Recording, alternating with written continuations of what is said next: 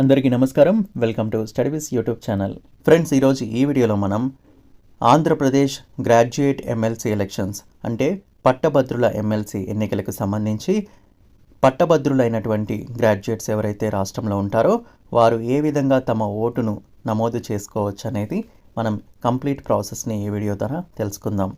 పట్టభద్రుల ఎమ్మెల్సీ ఎన్నికలకు సంబంధించి గ్రాడ్యుయేట్ స్థాయిలో చదివినటువంటి అభ్యర్థులు తమ ఓటును వినియోగించుకోవచ్చు. ఇందుకోసం వారు ముందుగా నమోదు చేసుకోవాల్సి ఉంటుంది.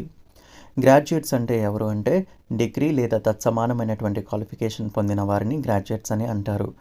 సో ఇంజనీరింగ్ డిగ్రీ కావచ్చు, లేదా 3 ఏళ్ల డిగ్రీ కావచ్చు, ఇంకేదైనా తత్సమానమైనటువంటి కోర్స్ కావచ్చు, పూర్తి చేసిన వారు ఈ ఎన్నికలకు అర్హులవుతారు.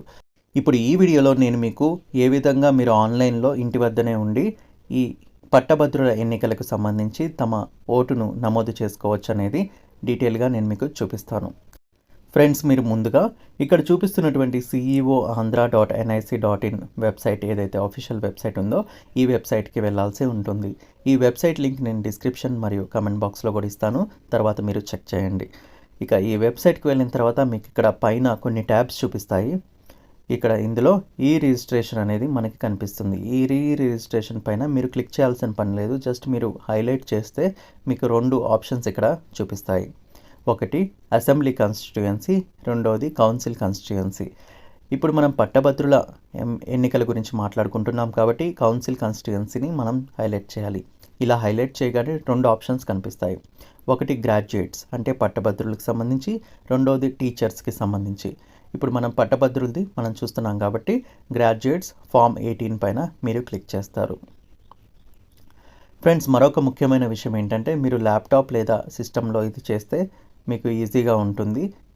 మీరు మొబైల్లో చేస్తే అంత కన్వీనియంట్గా ఉండకపోవచ్చు.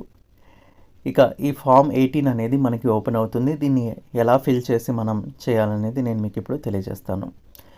ముందుగా ఫామ్ 18కి సంబంధించి ఇక్కడ స్టార్ మార్క్ పెట్టిన అన్ని ఫీల్డ్స్ కూడా మీరు తప్పనిసరిగా ఎంటర్ చేయాల్సి ఉంటుంది. ఏవైతే స్టార్ మార్క్ లేదో అవి మీకు ఉంటే ఎంటర్ చేయాలి, లేకపోతే మీరు ఎంటర్ చేయాల్సిన అవసరం లేదు. సో ఇక్కడ గ్రాడ్యుయేట్ కాన్స్టిట్యుయెన్సీ అంటున్నారు, అంటే పట్టభద్రుల నియోజకవర్గాన్ని మనం ఎంచుకోవాల్సి ఉంటుంది.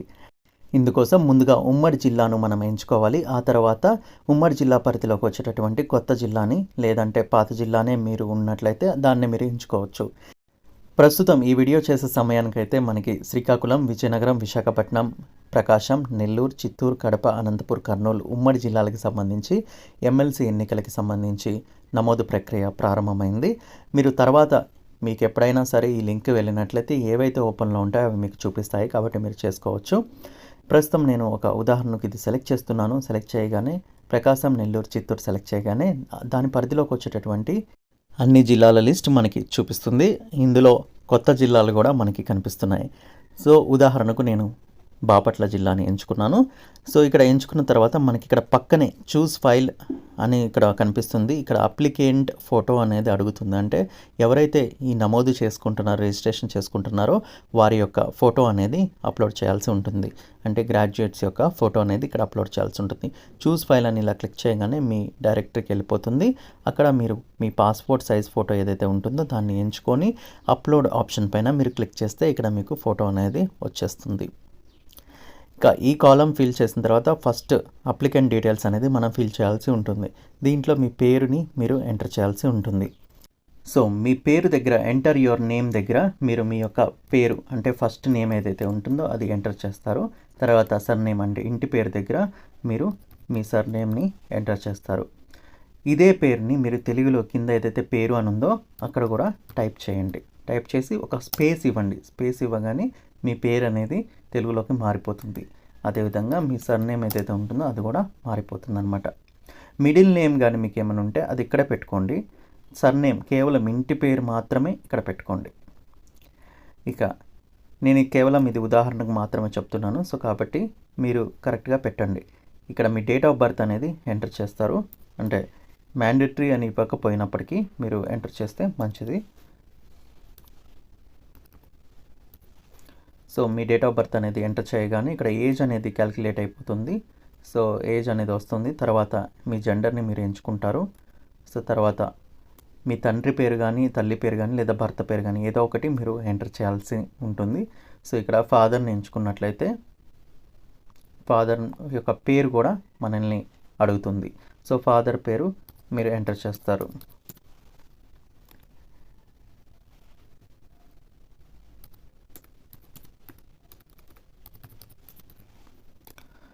సో ఇదే పేరుని మీరు ఇక్కడ కాపీ పేస్ట్ అయినా చేసుకోవచ్చు. ఇక మీ క్వాలిఫికేషన్ అడుగుతుంది, ఎడ్యుకేషన్ క్వాలిఫికేషన్. మీరు ఏం చదివారని చెప్పేసి మీరు ఏం చదివితే ఆ క్వాలిఫికేషన్ ఎంటర్ చేయండి. ప్రస్తుతం ఏం జాబ్ చేస్తున్నారని చెప్పేసి అడుగుతుంది. ఒకవేళ మీరు ప్రస్తుతం ప్రైవేట్ జాబ్ చేస్తుంటే ప్రైవేట్ జాబ్ రాయండి, లేదంటే ఇంకేదైనా జాబ్ చేస్తుంటే ప్రభుత్వ ఉద్యోగమైనా మీరు పెట్టవచ్చు. ఇక ఇదే తెలుగులో కూడా మీరు రాయొచ్చు. రాసిన తర్వాత హౌస్ అడ్రస్ అనే నెక్స్ట్ కాలంకి వెళ్దాం. సో హౌస్ అడ్రస్ దగ్గర మీరు డోర్ నంబర్, టౌన్, విలేజ్ ఇవన్నీ కూడా మీరు ఎంటర్ చేయాల్సి ఉంటుంది. సో వీటిలో మనం మీ యొక్క డోర్ నెంబర్ ఏదైతే ఉంటుందో అది మీరు ఎంటర్ చేస్తారు. ఆ తర్వాత టౌన్ ఏదైతే ఉంటుందో ఆ టౌన్ అయితే టౌన్, విలేజ్ అయితే విలేజ్ అని సెలెక్ట్ చేసుకుంటారు. ఆ తర్వాత మీ యొక్క కాన్స్టిట్యుయెన్సీ అంటే మండల్ ఏదైతే ఉంటుందో ఆ మండల్ని మీరు ఎంచుకుంటారు. మీ నియోజకవర్గానికి సంబంధించి మండల్ ఏదైతే ఉంటుందో అది మీరు ఎంచుకుంటారనమాట. సో ఉదాహరణకు నేను ఒక మండల్ని ఎంచుకున్నాను. తర్వాత ఇక్కడ మీరు ఏ ఏరియాలో ఉంటున్నారని చెప్పేసి అడుగుతుంది. ఆ ఏరియా పేరు అనేది మీరు రాయాల్సి ఉంటుంది. తర్వాత మీ టౌన్ ఏదైతే ఉంటుందో టౌన్ కానీ విలేజ్ కానీ, ఇప్పుడు మీ మండల్ పరిధిలోకి ఒకవేళ విలేజ్ వస్తే విలేజ్ రాయండి, టౌన్ అయితే మళ్ళీ అదే టౌన్ని మీరు రాస్తారు. తర్వాత మీ వీధి ఏదైతే ప్రాంతం ఉందో, ఏదైతే పైన మీరు స్ట్రీట్ అనే కార్డ్ ఇచ్చారో అదే తెలుగులో కూడా టైప్ చేసి ఎంటర్ అనే ఆప్షన్ పైన క్లిక్ చేయండి. తర్వాత పైన ఏదైతే ఇక్కడ మీరు టౌన్ కానీ గ్రామం కానీ రాసారో అదే ఇక్కడ కూడా టైప్ చేసి స్పేస్ ఇస్తే మీకు తెలుగులోకి మారిపోతుంది. ఇక తర్వాత మీరు స్టేట్ని ఎంచుకుంటారు. స్టేట్ అనేది ఆంధ్రప్రదేశ్ బై డిఫాల్ట్ వస్తుంది. ఇక నెక్స్ట్ మీ జిల్లాని ఎంచుకోవడం జరుగుతుంది. ఇప్పుడు మీ కొత్త జిల్లాలో ఏదైతే ఉంటుందో దాన్ని మీరు ఎంచుకోవాల్సి ఉంటుంది.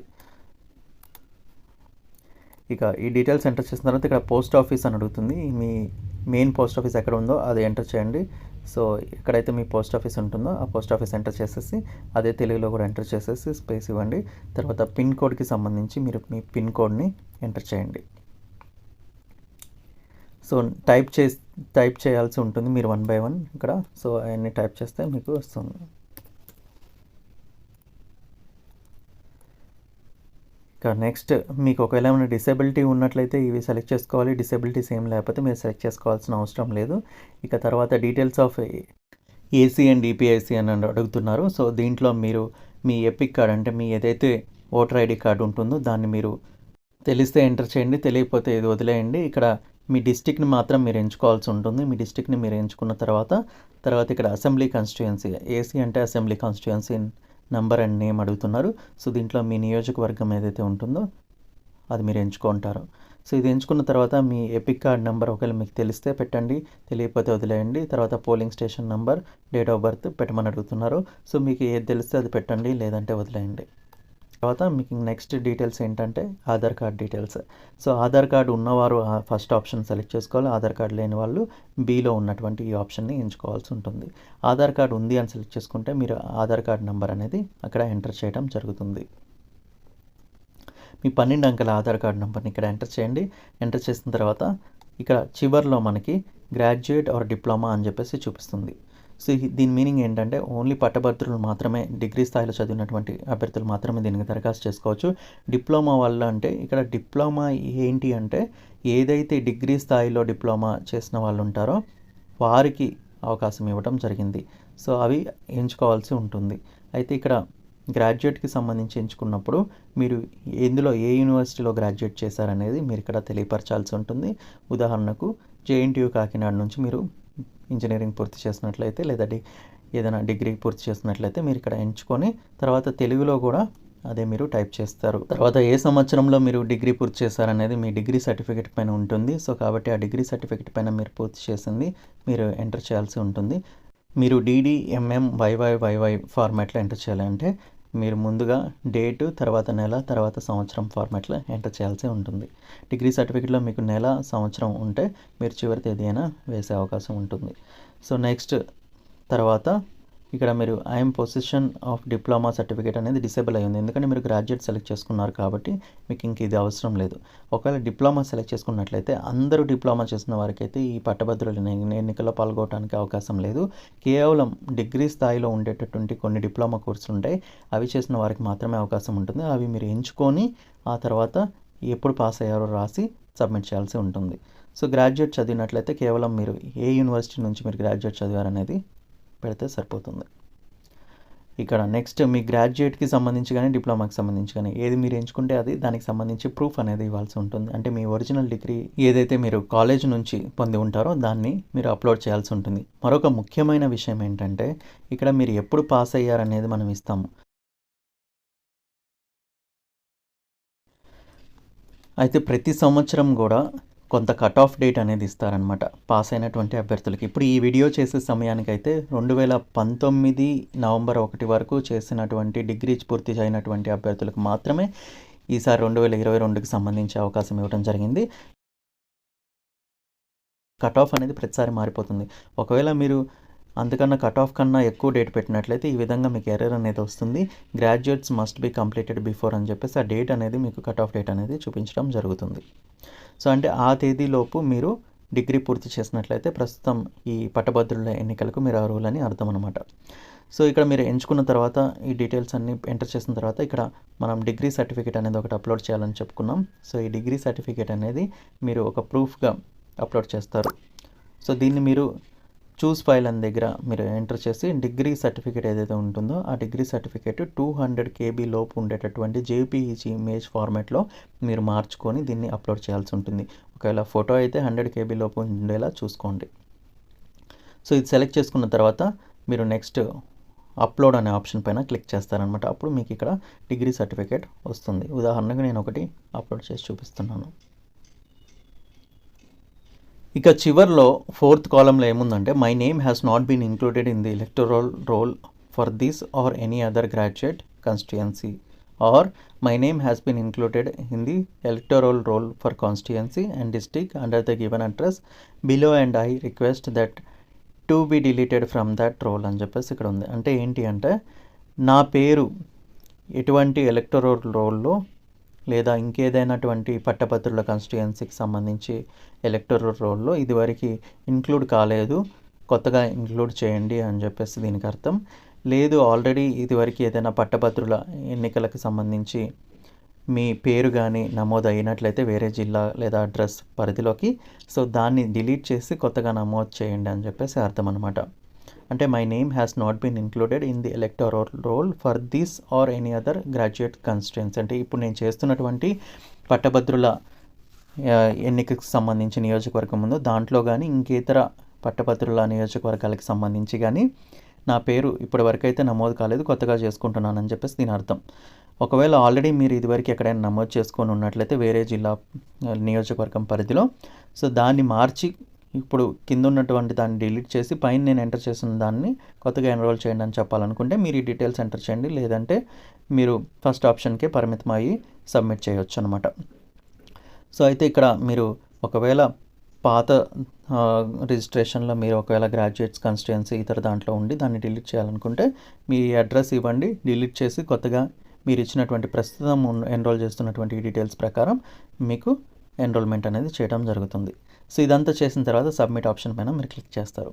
సో అన్ని డీటెయిల్స్ సబ్మిట్ ఆప్షన్ మీద క్లిక్ చేసే ముందు మీరు ఒకసారి అన్ని డీటెయిల్స్ చెక్ చేసుకోండి. అండ్ ఇక్కడ లాస్ట్లో I declare that I'm citizen of India and that all the particulars given above are true to the best of my knowledge. అంటే నేను ఇచ్చినటువంటి అన్ని డీటెయిల్స్ కూడా కరెక్ట్గా ఉన్నాయని చెప్పేసి డిక్లరేషన్ ఇస్తూ సబ్మిట్ బటన్ పైన క్లిక్ చేయాలి.